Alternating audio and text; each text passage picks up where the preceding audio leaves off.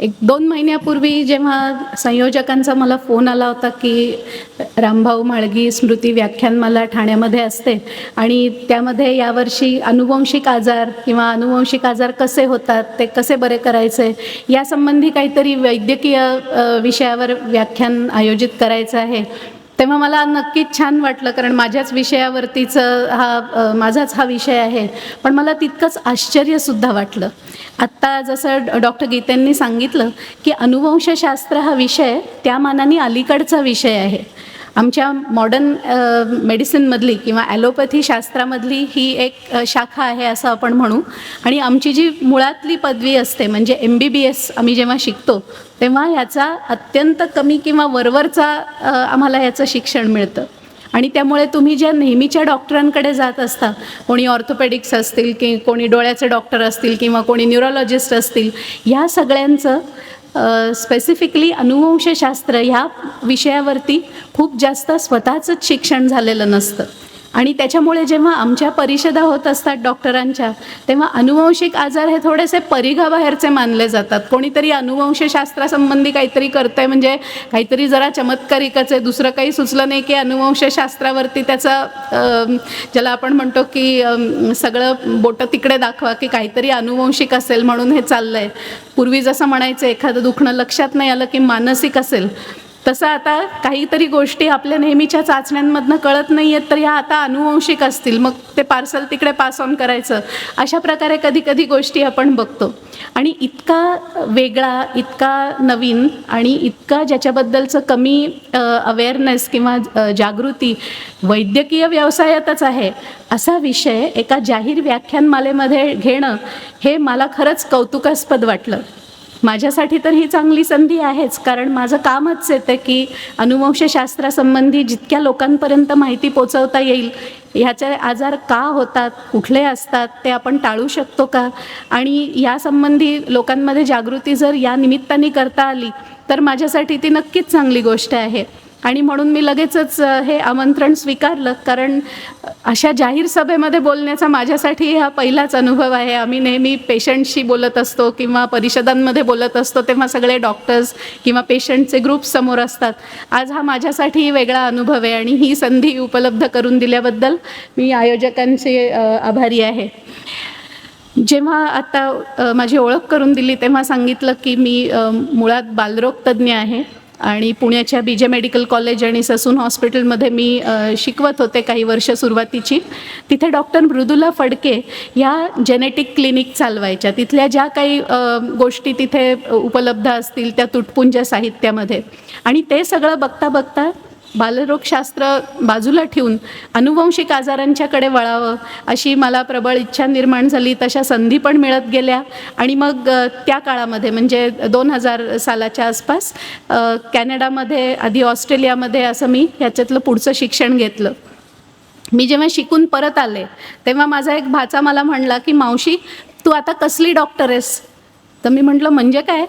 तर तो म्हणला म्हणजे तू आधी लहान बाळांची डॉक्टर होतीस, किंवा काका म्हणजे माझा नवरा हा गायनेकोलॉजिस्ट आहे, स्त्रीरोग तज्ज्ञ आहे, तर तू आता कसली डॉक्टर आहेस? मी पण विचार केला की खरंच आता मी काय वेगळं केलं आहे, कशी मी वेगळी आहे आता? तर अनुवंशिक आजार म्हणजे अनुवंशिक घटकांमधल्या बदलांमुळे होणारे आजार हे कोणालाही कुठल्याही वयात होऊ शकतात. ते सर्व अवयवांना अफेक्ट करू शकतात, सगळे अवयवांचे ते आजार असू शकतात. त्यामुळे न माझ्या शास्त्राला वयाचं बंधन आहे. अगदी न जन्मलेल्या बाळामध्ये गर्भामधल्या विकृतीसुद्धा अनुवंशिक आजारांमुळे घडू शकतात. जन्माला आल्यानंतर वाढ विकासामधले प्रॉब्लेम्स जे असतात, काही अडथळे असतात, ते अनुवंशिक आजार करू शकतं. आपल्याला सगळ्यांना थोडीशी मनात लगेच भीती वाटते त्या शब्दाबरोबर, असा कर्करोगही कधी कधी अनुवंशिक असू शकतो. आणि अगदी प्रौढपणीचे किंवा म्हातारपणीचे काही आजार असतात ते सुद्धा अनुवंशिक घटकांमुळे होऊ शकतात. अंधत्व, अपंगत्व, कर्णबधिरत्व, मतिमंदत्व, काही प्रमाणामध्ये ऑटिझम, या सगळ्या गोष्टींच्या मागे काही ना काही प्रमाणात अनुवंशिक घटकांचा वाटा असतो. आणि म्हणून मला असं वाटतं की ही एक वैद्यकीय शाखा आहे जी अतिशय वेगाने वाढते, कारण जवळजवळ वैद्यकाच्या प्रत्येकच क्षेत्रामध्ये अनुवांशिक घटकांचा वाटा आहे आणि ते आपण जितकं लवकर समजू आणि त्याच्यावरती उपाय करू किंवा उपायांपेक्षा सध्याच्या काळामध्ये त्याला प्रतिबंध जेवढा करू तेवढं आपल्या सगळ्यांच्या ते फायद्याचं आहे. आज मी जे काही तासाभरात आपल्याला सांगीन त्यातला शब्दनशब्द आपल्या लक्षात राहील, तो आपल्याला काही दिवसांनंतर आठवेल असं माझी बिलकुल अपेक्षा नाही आहे. कारण हा खूप कठीण वेगळा विषय आहे थोडा, पण निदान आज आपण जे काही ऐकलं ते शब्द थोडेफार अधूनमधून लक्षात येत राहतील. त्या आजाराची कधी एखादी व्यक्ती बघितली किंवा तुम्ही वर्तमानपत्रात काही वाचलं किंवा आपल्या व्हॉट्सॲप युनिव्हर्सिटीमध्ये जे काही मेसेजेस फिरत असतात त्याच्यामध्ये काहीतरी वाचून जर तुमच्या मनात प्रश्न उत्पन्न झाला की असं का लिहिलं आहे, आम्ही तर काहीतरी वेगळं ऐकलं होतं किंवा हे बरोबर नाही वाटत आहे, हे कदाचित असं असू शकतं, आणि अशी स्वतःच्या मनातल्या मनात जरी जाणीव झाली किंवा इच्छा वाटली की ह्याच्यातलं खरं सत्य काय आहे किंवा ह्याच्यामागचं शास्त्र काय आहे ते जरा थोडं वाचूयात. आजकाल गुगल बाबांनी ती पण सोय केलेली आहे. काय घ्यायचं ती शेवटी आपला चॉईस असतो, पण सोयी तर सगळ्या उपलब्ध आहेत. आणि म्हणून इकडचे तिकडचे सल्ले न घेता योग्य सल्ला अनुवंशशास्त्राच्या संबंधात घेऊन तुम्ही पुढे जाऊ शकलात तर तेवढं ह्या व्याख्यानाचं काम पुरेसं झालं असं मी मानीन. अनुवंशिक आजार आणि त्यावरचे उपाय असा जरी मुख्य विषय असला तरी मुळात अनुवंशिकता म्हणजे काय आणि अनुवंशिक घटकांमुळे आजार कसे होतात याबद्दल मी आधी थोडंसं बोलणार आहे. आपल्या सगळ्यांना आपण जरी म्हटलं की हा काय बाबा वेगळा विषय आहे, तरी आपल्या सगळ्यांमध्ये अनुवंशिक घटक आणि त्यासंबंधीचा अभिमान, कधीकधी दुराभिमान ठासून भरलेला असतो. आमचं घराणं, मग ते खरं घराणं असेल, गाण्याचं घराणं असेल, अजून कुठलं असेल, त्याचा आपल्याला खूप अभिमान असतो, कारण ती वैशिष्ट्ये आपण जपली आहेत आणि ती फक्त आपल्यातच आहेत असा आपला एक समज असतो. आपल्याकडे म्हणी असतात, खाण तशी माती किंवा शुद्ध बीजापोटी फळे रसाळ गोमटी, त्या वर्षानुवर्षांपासून चालत आलेल्या म्हणी आहेत. त्याच्यामुळे मुलं ही आईवडिलांसारखी असणार हे साधारण आपल्याला माहितीच आहे. आंब्याच्या झाडाला नैसर्गिकरित्या आंबाच लागू शकतो, त्याला पेरू नाही येणार हे आपल्याला माहितीच असतं, ते कोणी आपल्याला खरं म्हणजे शिकवत नाही. म्हणजे मुलं आईवडिलांसारखी असणार आणि आईवडिलांमधले घटक मुलांमध्ये येत असणार हे आपल्याला माहिती आहे. पण मग एकाच आईवडिलांची दोन मुलं किती वेगळी असू शकतात. कोणी एक मुलगा असतं, कोणी मुलगी असतं, हा तर साधा लिंगामधला बदल झाला. पण मुलांची उंची, त्यांचं दिसणं, कोणी आईसारखं दिसतं, कोणी वडिलांसारखं दिसतं, कोणी कोणासारखंच दिसत नाही, आणि मग त्याच्यावरनं चर्चा रंगतात की नाक अमुकसारखं आहे पण डोळे तमुकसारखे आहेत. मग असं कसं होतं, आईवडील जर एकच आहेत तर सगळी भावंडं एकसारखीच का नाही दिसत, किंवा ती तंतोतंत आईसारखी किंवा वडिलांसारखी का नाही दिसत. तर ह्या ज्या सगळ्या गोष्टी आहेत ह्याच्यामागे अनुवंशशास्त्राचे खूप मोठे नियम आहेत. याच्याबद्दल अनेक वर्षानुवर्ष चाललेलं अनुभव निरीक्षणातून पुढे आलेलं शास्त्र आहे. आणि वैद्यकीय अनुवंशशास्त्र आपण जेव्हा म्हणतो तेव्हा 2-3 नावं घेतल्याशिवाय मी पुढेच जाऊ शकत नाही. पहिलं नाव आहे ग्रेगर मेंडेल. हे एक खरं तर ऑस्ट्रियन धर्मगुरू होते आणि त्यांना बागकामामध्ये फार रस होता. त्यामुळे मला माझे कलिग्स कधी कधी चिडवतात की तू जेनेटिसिस्ट आहेस आणि बागकामामध्ये रस आहे, तू पण एखादा नियम शोधून काढ आता. पण हे जे ग्रेगर मेंडेल होते ते खरंच खूप थोर होते.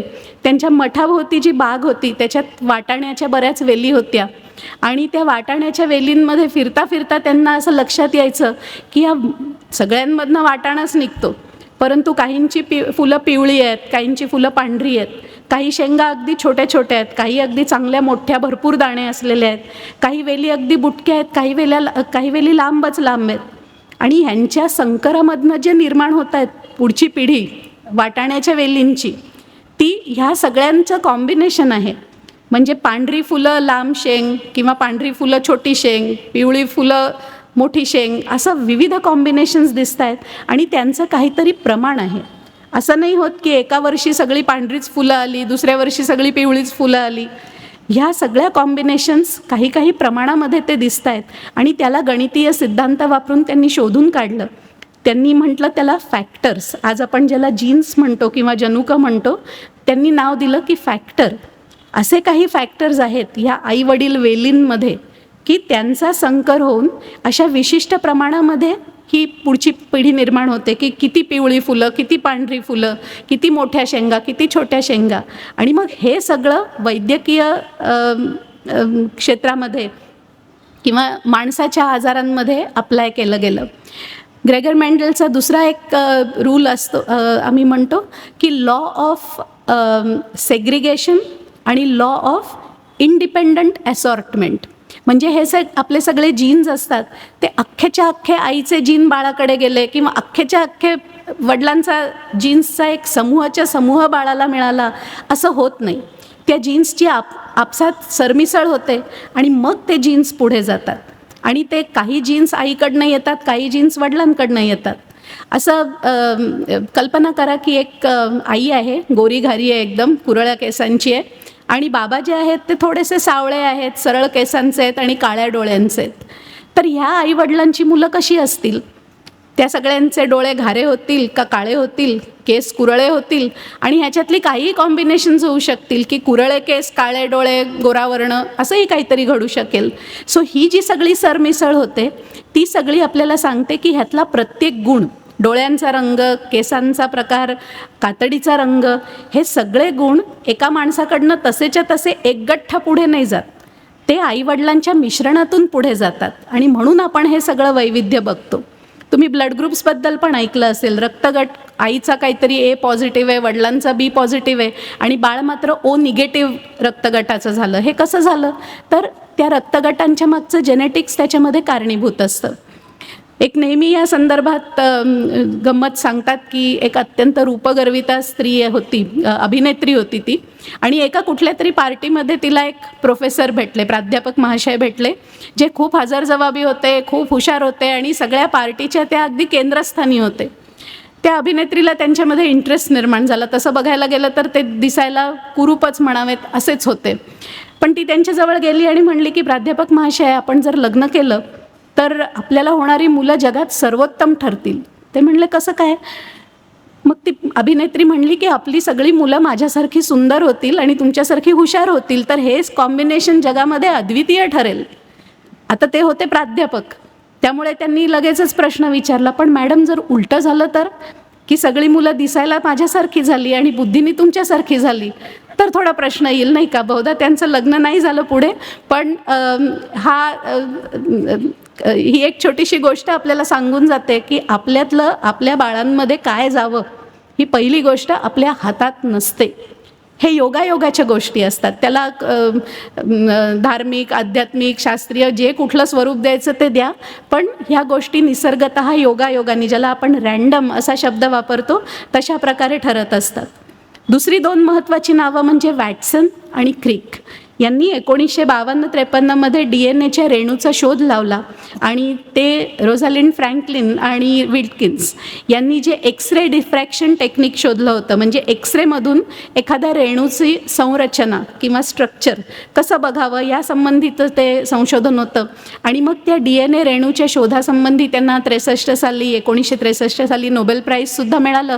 पण पुढे जो ह्युमन जिनोम प्रोजेक्ट झाला त्याचा हा बेसिस होता. त्याच्यावरती अनेक मोठे मोठे संशोधन प्रकल्प राबवले गेले, जे आज आम्ही जेनेटिक्स संबंधीचे जे डॉक्टर्स आहोत ते आमच्या क्लिनिकमध्ये रेग्युलरली वापरत असतो. ह्युमन जिनोम प्रोजेक्ट हा अमेरिकेच्या पुढाकारांनी 1990 साली सुरू झाला.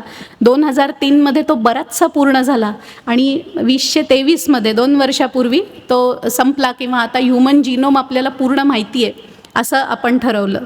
सो जिनोम म्हणजे आपली जी काही जनुकं आहेत ती सगळीच्या सगळी जनुकं काय क्रमाने आहेत, त्यांच्यामध्ये DNA जे सगळ्यात छोटं युनिट आहे, ज्याला आम्ही DNA बेस पेअर्स असं म्हणतो, ते कसे आहेत, हे सगळं त्या ह्युमन जिनोम प्रोजेक्टने आपल्याला सांगितलं.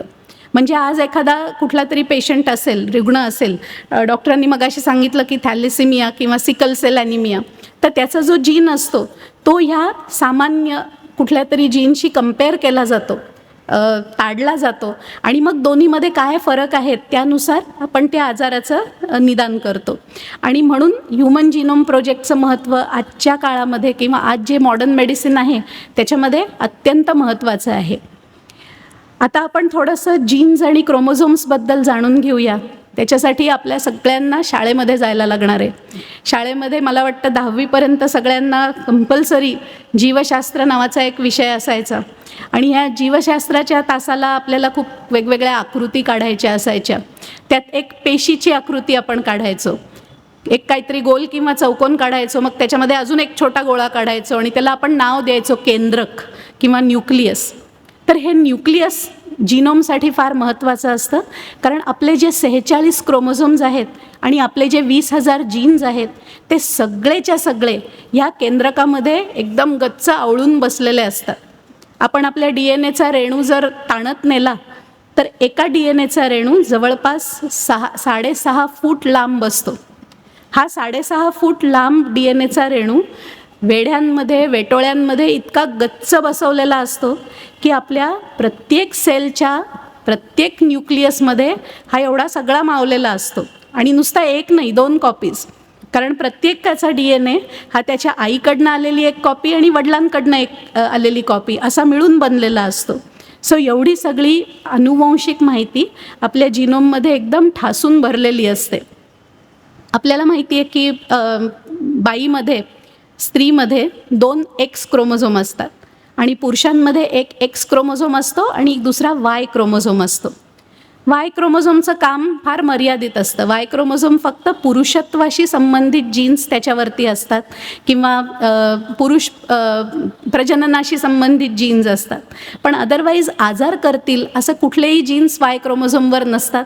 एकमेव गुणवैशिष्ट्य म्हणजे पुरुषांच्या कानावर जे केस असतात ते तो Y क्रोमोझोम ठरवतो, पण Y क्रोमोझोममुळे फारसे कुठले आजार होत नाहीत. याच्या उलट जे X क्रोमोझोम्स असतात ते मात्र जीन्सनी पूर्ण अनेक जीन्स त्या X क्रोमोझोम्सवरती असतात आणि त्याच्यामुळे अनेक वेगवेगळे आजार होऊ शकतात. जर या X क्रोमोझोमवरच्या जीन्समध्ये काही प्रॉब्लेम असेल तर, काही म्युटेशन्स झाली असतील, जीनमध्ये काही बदल झाले असतील तर ते आपल्याला दिसून येतात. आणि बाईमध्ये 2 X क्रोमोझोम असतात, त्यामुळे एका X क्रोमोझोमवर जरी बदल असेल तरी बाईमध्ये तो आजार दिसत नाही, कारण दुसरा X क्रोमोझोम सगळं सांभाळून घेतो. तुम्ही काही उदाहरणं ऐकली असतील की हिमोफिलिया, जे इंग्लंडच्या राजघराण्यामध्ये आजार होता की रक्त गोठतच नाही, काहीतरी जखम झाली की आपलं रक्त थोडा वेळ वाहतं आणि मग ती जखम भरून येते किंवा तात्पुरतं रक्त व्हायचं थांबतं.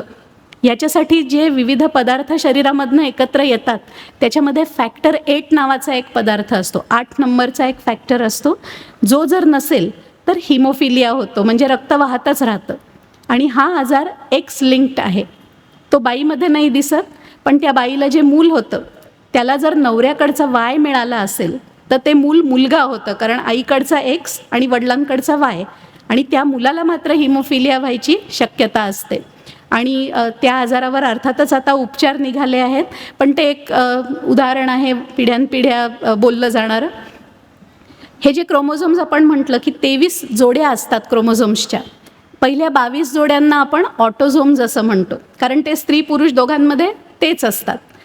6 क्रोमोझोम्स म्हणजे X आणि Y आपण बघितलं, त्यामुळे जे आजार ऑटोझोमल असतात म्हणजे स्त्री आणि पुरुष दोघांमध्ये त्याची एक कॉपी असते, अशा आजारांची एक पुढची वर्गीकरण आम्ही करतो की रिसेसिव्ह आजार, म्हणजे स्त्री आणि पुरुष दोघं त्या आजाराचे वाहक असतात. त्यांच्या ज्या 2 कॉपीज असतात जीनच्या, त्यातली एक काम करत असते पण दुसरी काम करत नसते. बाहेरून दिसायला ते नॉर्मलच दिसतात, त्यांना कुठलाही आजार नसतो, पण दोघांकडची जर सदोष प्रत नेमकी पुढच्या बाळाकडे मिळाली, ज्याची शक्यता 25% असते प्रत्येक प्रेग्नन्सीत, तर त्या आजारांना आपण ऑटोझोमल रिसेसिव्ह आजार म्हणतो, की ज्याच्यामध्ये आईवडील दिसायला नॉर्मल असतात पण बाळांमध्ये मात्र तो आजार येऊ शकतो. आणि डॉमिनंट आजार जे असतात ते आयदर आपल्या आईवडिलांपैकी कोणाला तरी असतात आणि त्यांच्याकडून ते थेट आपल्याकडे येतात, किंवा ते कधीकधी नव्याने निर्माण होतात. आत्ता आपण बघितलं की हा DNA जो संच आहे तो आपल्या शरीराच्या प्रत्येक पेशीत असतो.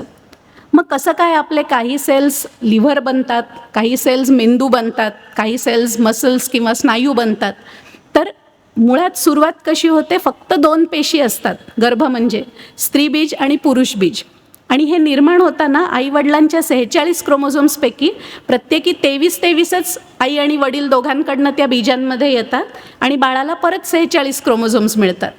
अशा फक्त 2 पेशींपासून सुरू झालेलं बाळ 9 महिने वाढतं, त्याचे सगळे अवयव तयार होतात आणि मग 9 महिने भरल्यानंतर तुम्हाला 3-3.5 किलोचं जे सर्व अवयव काम करत असणारं बाळ दिसतं. ती जादूच असते एक प्रकारची.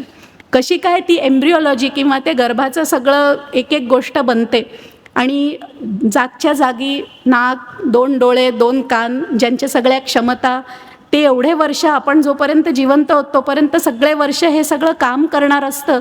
हे एक अद्भुत, ज्याला ऑर्केस्ट्रेशन आपण म्हणतो, एखाद्या वाद्यवृंदामध्ये मास्टर जसं तो स्ट्रोक्स देतो आणि त्याप्रमाणे सगळेजण समजून उमजून वागतात, तसंच आपल्या शरीरामध्ये हे सगळे जीन्स काम करत असतात आणि ते सगळे मिळून कुठलेही वादावादी न करता एकच बाळ बनवण्याचं काम करतात आणि ते 97-98% वेळा परफेक्ट करतात.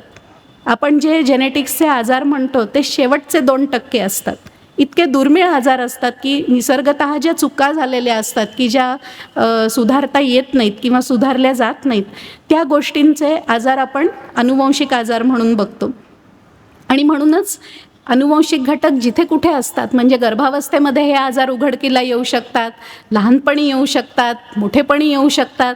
जिथे जिथे ते अनुवंशिक घटक काम करणार आहेत, जेव्हा जेव्हा काम करणार आहेत, तेव्हा तेव्हा ते आजार दिसण्याची शक्यता असते.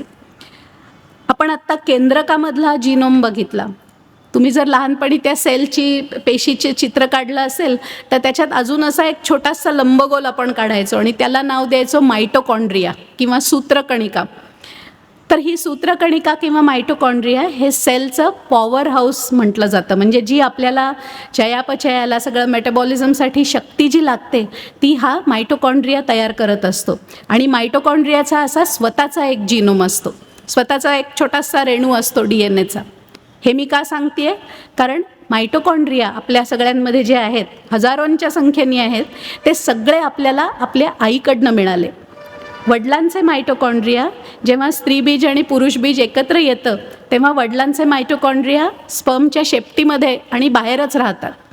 बनलेल्या गर्भामध्ये फक्त आईचे मायटोकॉन्ड्रिया असतात आणि म्हणून काही आजार हे फक्त आईकडनं पुढे येतात, पुरुषामधनं ते पुढे जाऊ शकत नाहीत. ते मायटोकॉन्ड्रियल प्रकारचे आजार असतात. आणि तुम्ही मानव वंश वगैरे अशा काही जर कधी वाचलं असेल कोणाकडनं तरी, की त्यांनी त्यांच्या थुंकीचा नमुना पाठवला नॅशनल जिओग्राफिक किंवा अजून कुठेतरी, आणि मग त्यांना एक पत्र आलं एक दिवस की बाबा तुमचे पूर्वज कुठेतरी आफ्रिकेमध्ये होते किंवा तुमचं DNA चीनमधल्या कोणाशी तरी जुळतोय. तर हे सगळे निष्कर्ष कसे काढले जातात? तर पुरुष व्यक्तीमध्ये Y क्रोमोझोमच्या सहाय्याने त्याचा मागोवा घेता येतो आणि त्यांच्या आईबद्दल जर माहिती मिळवायची असेल, म्हणजे कुठल्या प्रकारचा DNA आहे, तर त्याच्यासाठी मायटोकॉन्ड्रियल DNA उपयोगाचा ठरतो. म्हणून जाता जाता ती माहिती आपण आता जीनमध्ये वेगवेगळे जे बदल होतात, कधी कधी आपण ज्याला म्हणतो धचा मा होणं, मुद्रण दोष, DNAचं जी काही संरचना असते, जो DNA बेसिसचा क्रम असतो, त्याच्यात जर अदलाबदल झाली, काहीतरी स्पेलिंग मिस्टेक झाली किंवा काही काही शब्द आपण जे म्हणतो की मुद्रा राक्षसाच्या चुका, जे खाऊनच टाकले त्यांनी शब्द, किंवा काही शब्द 2-2, 3-3 वेळा छापले गेले, तर ते जीन्स जे काही प्रोटीन्स बनवणार असतात किंवा जे काही काम करणार असतात ते नीट होत नाही आणि मग आजार होतो. आपण परत एकदा थॅलेसेमियाचं उदाहरण घेऊया, कारण ते भारतामध्ये अत्यंत जास्त प्रमाणात आढळणारा हा आजार आहे. आपलं जे हिमोग्लोबिन असतं, आता हिमोग्लोबिन हा शब्द तर सगळ्यांनीच ऐकला आहे आणि ते अनेकदा आपलं कमीच असतं, त्यामुळे त्याबद्दल सगळ्यांना चिंता पण वाटत असते अधूनमधून. तर हे हिमोग्लोबिनमध्ये अल्फा चेन्स आणि बीटा चेन्स अशा 2 साखळ्या असतात. त्यापैकी बीटा चेन बनवणारा HBB हिमोग्लोबिन बीटा चेनचा एक जीन असतो, जनुक असतं, ज्याच्यामध्ये जर बदल झाले तर मग ह्या बीटा चेन्स बनण्याची प्रक्रिया खूप संथ होऊन जाते किंवा ती ऑलमोस्ट बनतच नाही.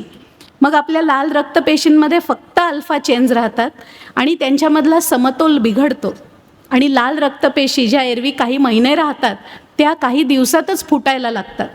आणि म्हणून मग तान्ह्या बाळांमध्ये, ती बाळं 4-5 महिन्याची झाली की त्यांच्यामध्ये आपल्याला रक्तक्षय दिसायला लागतो, ती खूप सिव्हिअरली ॲनिमिक होतात, त्यांना वारंवार रक्त भरायला लागतं, रक्त नाही भरलं तर ती बाळं जगूच शकत नाहीत.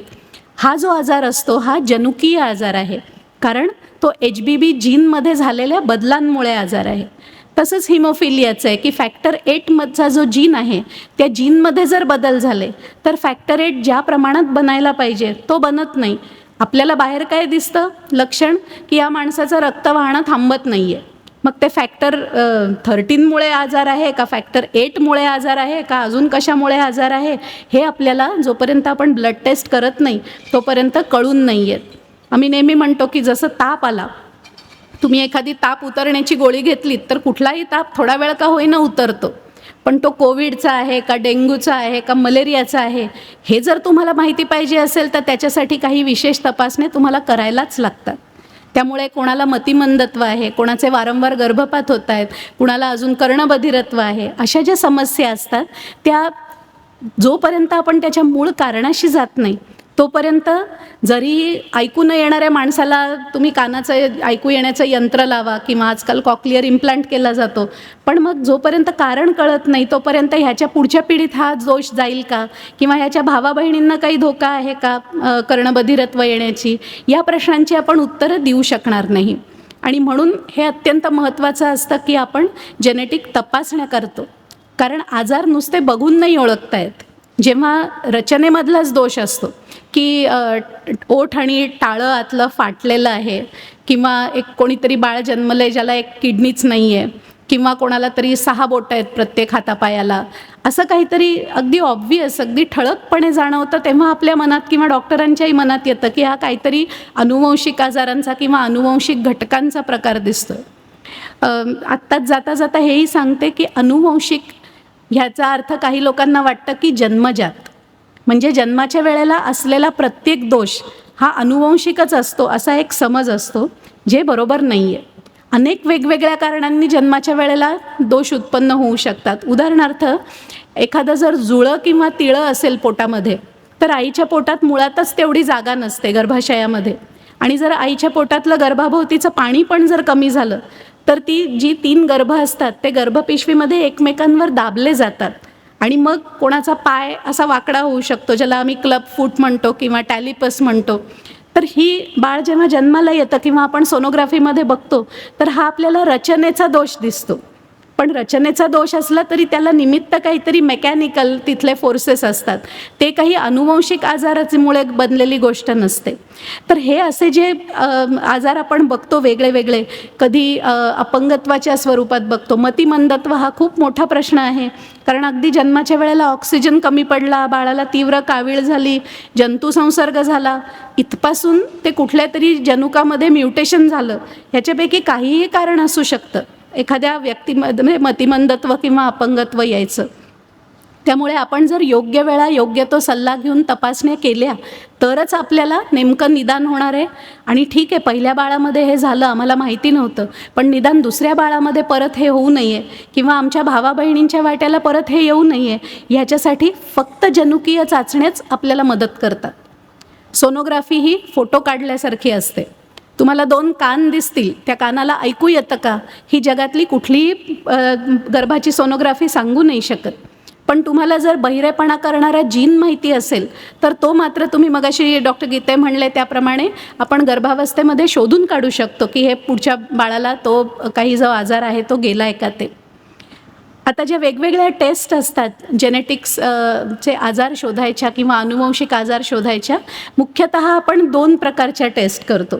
आपण जे 23 क्रोमोझोम्स किंवा रंगसूत्र बघितली, ते रंगसूत्रांमधल्या छोटे छोटे डिलिशन्स किंवा डुप्लिकेशन्स शोधण्याची टेस्ट असते, ज्याला आपण मायक्रो ॲरे असं म्हणतो. आणि आपले जे 20,000 जीन्स आहेत, त्या 20,000 जीन्समधली म्युटेशन्स शोधण्याची जी टेस्ट असते त्याला आपण एक्झोम सिक्वेन्सिंग किंवा जीनोम सिक्वेन्सिंग असं म्हणतो. मी जेव्हा शिकत होते 2001-2 साली, तेव्हा हे शब्दच नव्हते म्हणजे माहीत, कारण हे सगळं स्वप्नवतच होतं. एका जीनचा शोध घेण्यासाठी 70-80 हजार रुपये आणि 2-2 महिने लागायचे, आणि आज 1 आठवड्यात 2 आठवड्यात तुमच्या सगळा जीनोम तुमच्यासमोर हजर केला जाऊ शकतो. अर्थात त्याला पैसे मोजायला लागतात. एरवीच्या आपल्या तपासण्या काही ₹100 रुपयाच्या असतात, जेनेटिक टेस्ट सहसा काही हजारो रुपयांच्या असतात. पण त्याच्यासाठी लागणारं तंत्र, त्याच्यासाठी लागणारे तंत्रज्ञ आणि सगळी जी मशिनरी असते ती खूप गुंतागुंतीची असते, आणि हा सगळा विषय अभ्यासण्यासाठी वेळ पण खूप लागतो, आणि म्हणून ह्या तपासण्या महाग असतात, त्याला वेळ पण जास्त लागतो. एरवी तुम्ही हिमोग्लोबिन तपासायला गेलात तर तुम्हाला दुपारी किंवा संध्याकाळी हातात तुमच्या रिपोर्ट तयार असतो, सकाळी तुम्ही सॅम्पल दिल्यावर. मग काही जणांना असं वाटतं की तुम्ही तर आत्ता म्हणलात की जीन्स सगळीकडे असतात, सगळ्या शरीरात सगळ्या पेशीत असतात, मग जेनेटिक तपासणी म्हणजे मग काय, सॅम्पल काय द्यायचं आम्ही जेनेटिक तपासणी करण्यासाठी? तर ते सॅम्पल म्हणजे इतर टेस्टसाठी जसं तुम्ही ब्लड देता, रक्ताचा नमुना देता, तसाच आपल्याला रक्ताचा नमुना द्यायचा असतो. त्या रक्तामध्ये ज्या पांढऱ्या रक्तपेशी असतात, त्या पांढऱ्या रक्तपेशींच्या केंद्रकांमधून आपल्याला DNA, क्रोमोझोम्स जे काय पाहिजे ते सगळं आपण मिळवू शकतो आणि त्याच्या तपासण्या करू शकतो. जेनेटिक तपासण्यांचा अजून एक वेगळेपणा म्हणजे कधीकधी आपण हवे तितके पैसे देऊनसुद्धा आपल्याला आजाराचं नेमकं निदान होत नाही त्या टेस्टमधून. एरवी तुम्ही समजा कोलेस्ट्रॉल तपासलं तर तुमचं कोलेस्ट्रॉल कमी आहे का जास्त आहे असा एक आकडा छापून येतो आणि मग त्याच्यासाठी काय गोळ्या औषधं घ्यायची, आहार बदलायचा, व्यायाम करायचा वगैरे सगळं डॉक्टर तुम्हाला सांगतात आणि तुमचं काम होऊन जातं. जेनेटिक टेस्ट तशा नसतात, कारण प्रत्येक आजाराचा जीन किंवा जनुक आपल्याला आजपर्यंत माहिती असेलच असं नाही, किंवा एखाद्या जीनमध्ये बदल सापडतो आम्हाला आणि असं वाटतं की हा महत्त्वाचा बदल आहे, पण तो बदल आजपर्यंत इतर कुठल्याही पेशंटमध्ये खरा प्रत्यक्षात दिसलेलाच नसतो. कारण प्रत्येक पेशंटची काही जेनेटिक टेस्ट झालेली नसते आणि जी झालेली असते तो डेटा बराचसा कॉकेशियन्समधला, अमेरिकन्स आणि युरोपियन पॉप्युलेशनमधला आहे. त्यामुळे जसा जसा भारतीय डेटा, भारतीय माहिती जमा होत जाईल आपल्या जनुकांविषयी, आपल्या जनुकांमधल्या बदलांविषयी, तसा तसा ह्या जेनेटिक टेस्ट आपल्याला अधिक फायदेशीर व्हायला लागतील. मी आत्ता बोलताना म्हटलं की हा डेटा वेगळ्या एथनिसिटीजमधला आहे किंवा वेगळ्या जनसमुदायांमधला आहे, पण तसं बघायला गेलं तर माझ्यामध्ये आणि इथे बसलेल्या प्रत्येकाच्या जीन्समध्ये किंवा DNA फक्त 0.6%चा अंदाजे फरक आहे. बाकी आतून जगण्यासाठी किंवा असण्यासाठी आपला जो DNA आहे तो तुमचा, माझा, आफ्रिकेत राहणाऱ्या, चीनमध्ये राहणाऱ्या सगळ्या माणसांचा एकच आहे, एकाच प्रकारचा आहे. आपल्यातले बदल हे आपण जे बेस पेअर्स म्हटलं, DNAचं छोटंसं युनिट, असे 3 अब्ज बेसेस आपल्या सगळ्यांमध्ये आहेत 2 कॉपीजमध्ये, आणि दर 1000 बेसेसमध्ये एक इतकाच बदल माझ्यात आणि तुमच्यापैकी कोणाच्यात तरी असणार आहे किंवा तुमच्यामध्ये असणार आहे. आणि हा छोटासा बदल जो ज्या 0.6%मध्ये येतो त्याच्या जोरावर आपण स्वतःला दुसऱ्यापासून वेगळे समजत असतो. आपला कातडीचा रंग असेल, आपली हुशारी असेल, आपली उंची असेल, आणि त्यावरनं आपण किती रणकंदनं माजवतो त्याबद्दल बोलायची गरज नाही, पण जीवशास्त्रीयदृष्ट्या माणूस म्हटल्यानंतर 99.4% आपण सगळे एकच असतो, कोणीही असलो तरी. आणि वैद्यकीय व्यवसायामध्ये तर हे लक्षात ठेवणं अत्यंत गरजेचं असतं. आत्ता मी जे म्हटलं की कधीकधी आपल्याला जेनेटिक टेस्ट करूनसुद्धा उत्तर मिळत नाही. मग कोणीतरी म्हणेल की एवढ्या महागड्या तपासण्या आहेत, तुम्ही म्हणताय की कधीकधी उत्तर पण मिळणार नाही, आणि उत्तर जरी मिळालं तरी सगळ्याच जेनेटिक आजारांवरती उपाय असतील असंही सांगता येत नाही. मग करायचं कशाला हा खर्च? उगाच आपलं लॅब आणि डॉक्टर काहीतरी त्यांचं रॅकेट असेल त्या टेस्ट करायला सांगतायत, आपण कशाला त्याच्यामध्ये फसायचं? तर ह्याचं उत्तर 2च आहेत उत्तरं ह्याची. पहिली गोष्ट म्हणजे अनेकदा उत्तर सापडतं. जेनेटिक टेस्टिंगमध्ये कन्सेंट घेण्याची पद्धत आहे, म्हणजे तुमची पूर्व परवानगी, जेनेटिक काउन्सेलिंग झाल्याशिवाय तुमची टेस्ट सहसा केली जात नाही, विशेषतः हॉस्पिटल्समध्ये. की ह्या टेस्टचा नेमका खर्च किती आहे, किती दिवसांनी तुम्हाला रिपोर्ट मिळेल, याच्यामधनं काय शोधलं जाईल, काय नाही शोधता येणार, असे अर्धवट रिपोर्ट्स पण तुम्हाला मिळू शकतात. ही सगळी माहिती तुम्हाला दिलेली आहे, ती तुम्हाला मान्य असेल तरच तुम्ही टेस्ट करा. हे सगळं झाल्याशिवाय सरधोपटपणे कुठेतरी लॅबमध्ये गेलो आणि माझा 40 अप चेकअप करा असं म्हणून ज्या टेस्ट केल्या जातात तशा प्रकारे जेनेटिक टेस्ट केल्या जात नाहीत. त्या फक्त विशिष्ट कारणासाठी विशिष्ट प्रकारेच केल्या जातात, आणि त्याच्यातनं उत्तर जर मिळालं तर कधीकधी आपण गुंतागुंत थांबवू शकतो. थेट रामबाण उपाय नसेल तर, रामबाण उपाय असेल तर तो अर्थातच करू शकतो आणि तो आजार पुढच्या पिढीत जाण्यापासून आपण थांबवू शकतो.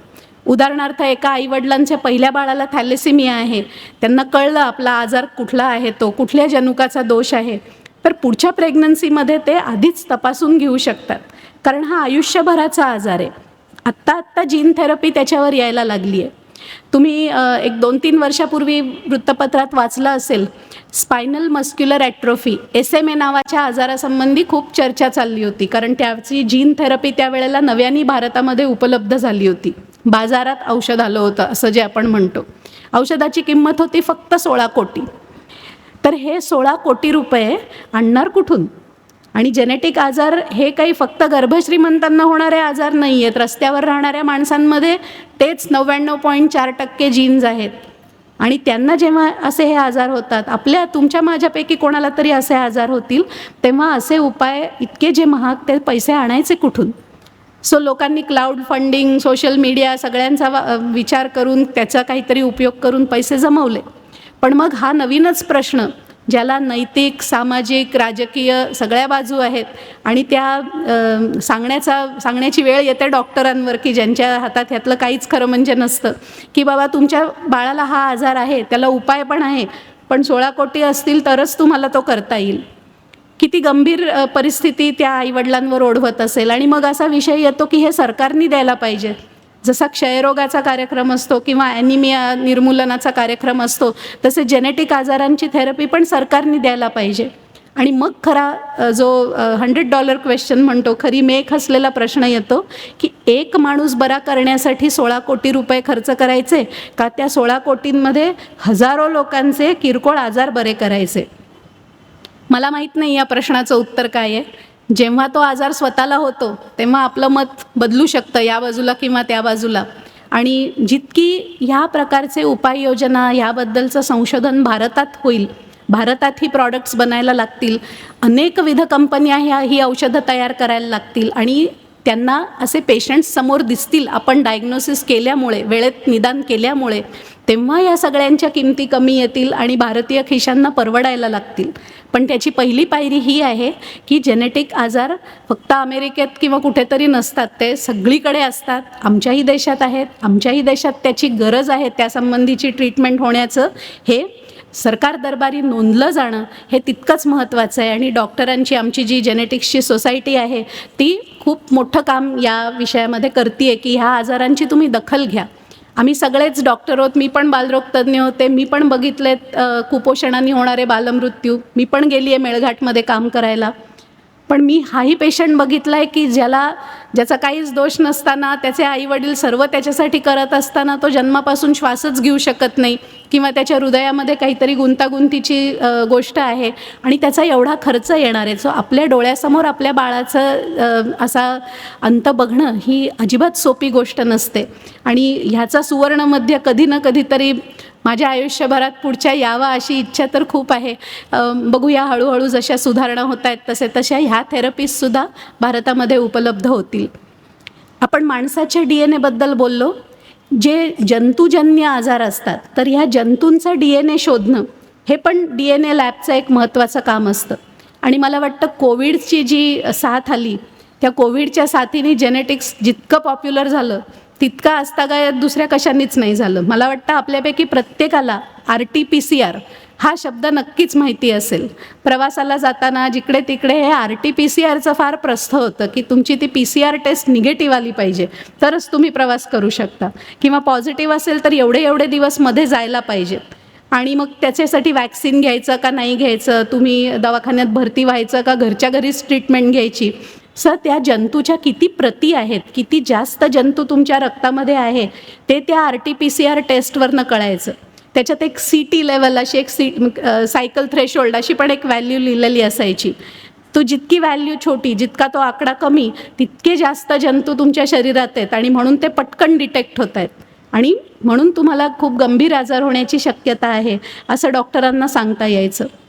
कोविडवरची जी लस आली आपल्याकडे पण आणि परदेशात पण, या सगळ्यामध्ये त्याच्या कोविड जंतूचे जे जनुकं होती त्याच्यातला आजार निर्माण करणाऱ्या जनुकाचा भाग किंवा त्यातलं प्रोटीन वापरूनच ह्या लसी बनवल्या गेल्या. जर अनुवंशशास्त्र इतकं प्रगत नसतं तर आपण ह्यातलं काही करू शकलो नसतो. पूर्वीच्या ज्या प्लेगच्या किंवा इतर साथी आल्या तेव्हा आपल्याकडे लसी पण नव्हत्या, आपल्याकडे औषधं पण नव्हती. ह्या एपिडेमिकमध्ये, या साथीमध्ये काही महिन्यांमध्ये आपण विजय मिळवला असं मी नाही म्हणणार, पण त्याच्यामुळे होणारे मृत्यू विशेष प्रकारे रोखू शकलो कारण अनुवंशशास्त्र आपल्या मदतीला होतं.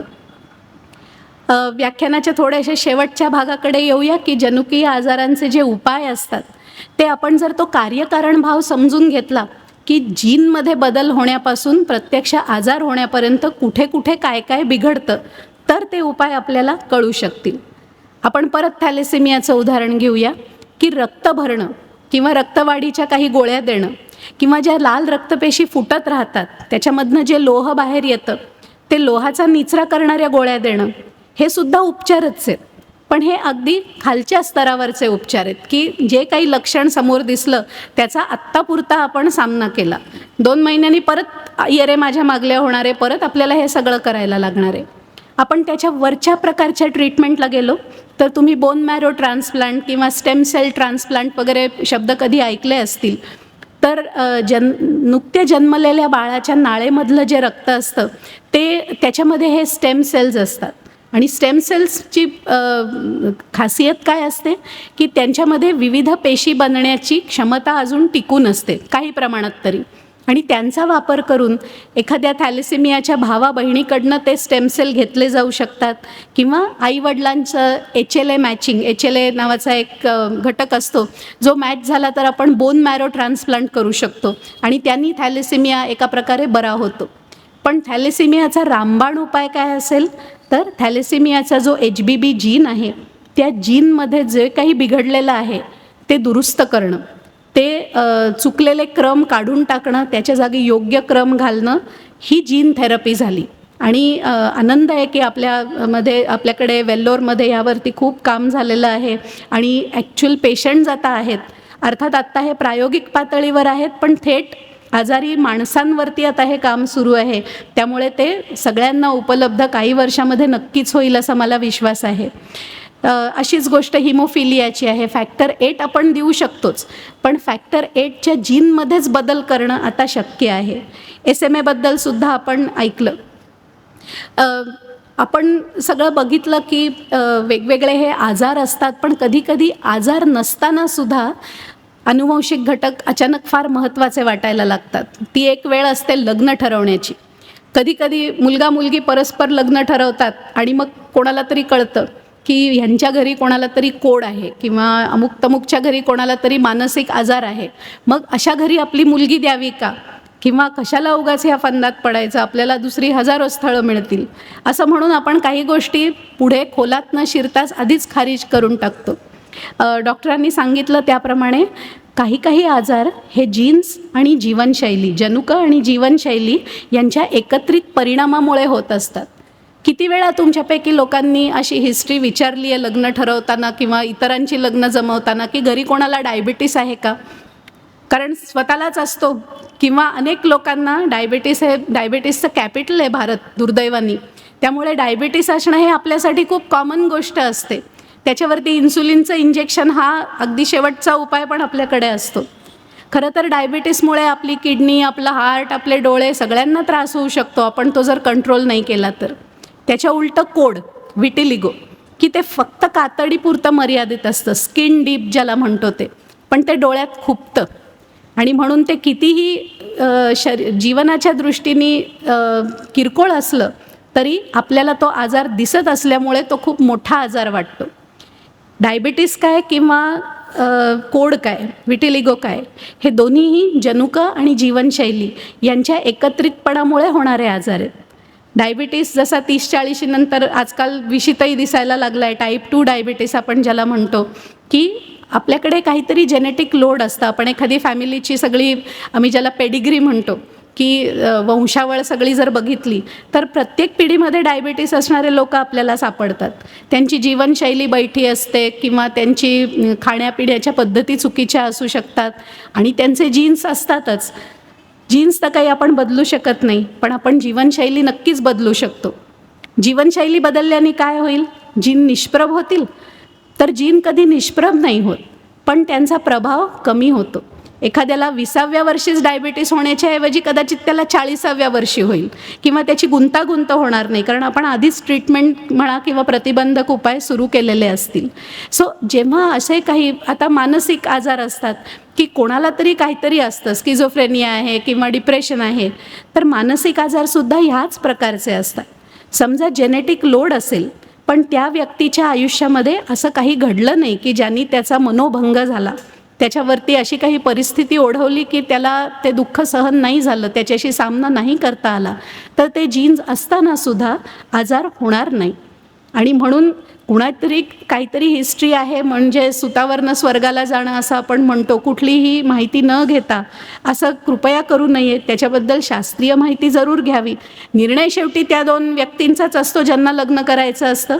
पण जर आपण माहिती घेतली, एखादा अनुवंशिक आजार असेल, आपण हिमोफिलियाबद्दल बोललो, मस्क्युलर डिस्ट्रोफीचा असाच एक आजार असतो, डुशेन मस्क्युलर डिस्ट्रोफी, की ती मुलगी वाहक असते, तिच्या भावाला आजार झालेला असतो, ती कॅरियर किंवा वाहक असते, तिच्यातनं पुढे तो आजार जायची शक्यता आहे, तिला स्वतःला काही नाही होणार आहे. तर आता असे अनेक मुलं मुली आणि त्यांचे समंजस पालक पुढे येतात, ते समजून घेतात की हा आजार कशा प्रकारे होतो. योगायोगाने ते जनुक पुढच्या पिढीत गेलंच नसेल तर आजार होणारच नाही आहे, आणि ते गेलं आहे का नाही हे शोधून काढण्याच्या चाचण्या आता आपल्याकडे उपलब्ध आहेत, पुण्या मुंबईत सगळीकडे. जे काही मी शिकत असताना 20 वर्षापूर्वी फक्त परदेशातच असायचं, ते आज तुमच्या दारामध्ये उभं आहे.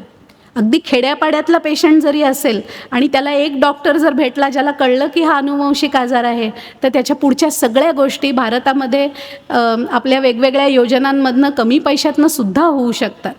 गरज आहे ते आपण ते आजार ओळखण्याची आणि त्याला न घाबरण्याची. कारण कुठला तरी घराण्यातला आजार म्हटलं की आपल्याला तो कलंक वाटायला लागतो, की हा स्टिग्मा ज्याला शब्द आहे इंग्लिशमध्ये, किंवा आपल्याला भीती वाटते आणि मग भीतीपोटी ते आजार आपण लपवूनच टाकतो, की न सांगता एकदाचं लग्न उरका म्हणजे मग पुढे काय व्हायचं ते होईल. पुढे घटस्फोटसुद्धा होऊ शकतो ही माहिती लपवल्यामुळे. पण ही माहिती जर आपण उघड केली तर भले सुरुवातीला त्रास होईल, पण नेमका प्रश्न कळल्यामुळे त्याच्यावरती उपचार करणं किंवा ते पुढच्या पिढीत जाण्याला आपण प्रतिबंध करू शकू. आणि हे मला वाटतं की आपल्या देशासाठी आत्ता फार महत्त्वाची गोष्ट आहे. सगळ्या आजारांवरती उपचार उपलब्धच नाही आहेत, असले तर ते खूप महाग आहेत, पण प्रतिबंध करणं हे खूपच स्वस्त आहे किंवा कधीकधी तर फुकटच आहे असं आपण म्हणू, जर आपण वेळच्या वेळी काही गोष्टी केल्या आणि काही प्रकारे स्वतःची काळजी घेतली तर. एक महत्त्वाची गोष्ट अनुवंशशास्त्राबद्दल आहे की हे शास्त्र खरंच शास्त्र म्हणून विकसित झालं प्रयोगशाळांमध्ये आणि मग ते वैद्यकाच्या मदतीला आलं. ह्यापूर्वी म्हणजे जेव्हापासून माणूस आहे तेव्हापासून स्त्रिया गरोदर राहत आहेत, त्यांची प्रसूती होती आहे, त्याच्यामध्येच अनेक वेगवेगळे बदल करत अनेक तंत्र बदलत आजचा स्त्रीरोग ही ब्रँच तयार झाली. हाडं अनेकांची वर्षानुवर्ष तुटत आहेत, हाडं सांधणारे पण लोक आहेत, आता त्याच्यामध्ये प्रगती होत गेली आहे, आपण आता सांधे बदलू पण शकतो. असं करत करत ऑर्थोपेडिक्सची ब्रँच तयार झाली. पण अनुवंशशास्त्र ही ब्रँच अस्तित्वातच नव्हती, कारण जीन्स आणि क्रोमोझोम हे कसे दिसतात किंवा ते असतात का याची जाणीवच आपल्याला 1900च्या शतकामध्ये पुढे झाली. त्यामुळे ह्या सगळ्या गोष्टी प्रयोगशाळेत शास्त्रज्ञांनी केल्या आणि मग तुमच्या आमच्या आजारांसाठी आपल्या मदतीसाठी हे शास्त्र पुढे आलं आहे. त्याची अत्यंत वेगाने वाटचाल होती आहे. म्हणजे आमच्या एखाद्या वैद्यकीय परिषदेत सगळ्यात नवीन शोध म्हणून 2 वर्षापूर्वी आम्ही जे अगदी मनापासून ऐकतो ते 2 वर्षांनी ते खूपच मागे पडलं आहे, आता नवीन बघा काय आलं आहे, अशी परिस्थिती वर्षाला होत जाते आहे. त्याच्यामुळे जो वेग आहे प्रगतीचा, त्या वेगाबरोबरच आपली सगळ्यांची जागरूकता इन्क्लुडिंग आजचे डॉक्टर्स हे होण्याची फार गरज आहे.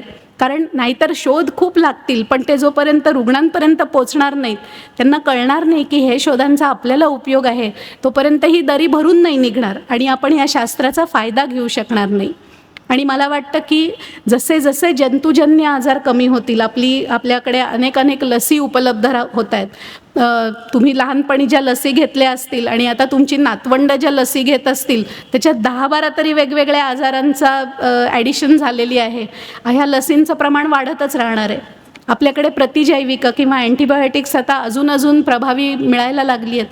त्यांनी जंतुजन्य आजारांमुळे होणारे मृत्यू कमी होतील, पण ह्या सगळ्यांच्या मधून अनुवंशिक आजार मात्र पुढे येणार आहेत. त्यांचं डायग्नोसिस जास्त प्रमाणात होणार आहे, कारण आता आपल्याला ते कसे ओळखायचे आणि ते काय असतात हे कळायला लागलं आहे.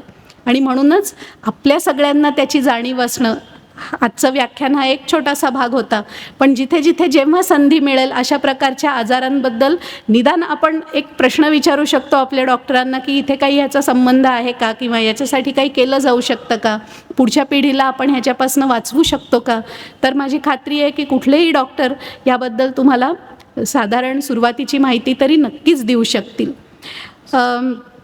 मगाशी सांगितलं तसं छोटीशी जाहिरात प्रत्येक एपिसोडच्या सुरुवातीला असते तशी, की ह्या आजच्या व्याख्यानात जे मी सांगितलं ते अधिक विस्तृतपणे आणि ज्याला ज्या विषयात इंटरेस्ट असेल त्याप्रमाणे वाचण्यासाठी ते जनांसाठी जेनेटिक्स हे जे पुस्तक आहे ते खरंच जनसामान्यांसाठीच लिहिलेलं आहे, की ज्यांना जेनेटिक्सची वैद्यकीय पार्श्वभूमी काही नसेल.